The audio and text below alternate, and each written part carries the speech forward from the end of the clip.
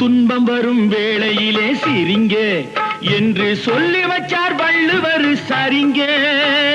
துன்பம் வரும் வேளையிலே சிரிங்க என்று சொல்லி வச்சார் வள்ளுவர் சரிங்க. பாம்பு வந்து கடிக்கையில் பாழு உடல் துடிக்கையில் யார் முகத்தில் பொங்கி வரும் சிரிப்பு. இது கீழ்புறத்தில் இனிப்பு மேல்புறத்தில் கசப்பு. பட்டினத்தார் கையில் உள்ள கரும்பு. இது பட்டினத்தார் கையில் உள்ள கரும்பு. நான் சிரிக்கிறேன் சிரிக்கிறேன் சிரிப்பு வல்லே. நான் அழுகிறேன் அழுகிறேன் அழுகே வல்லே.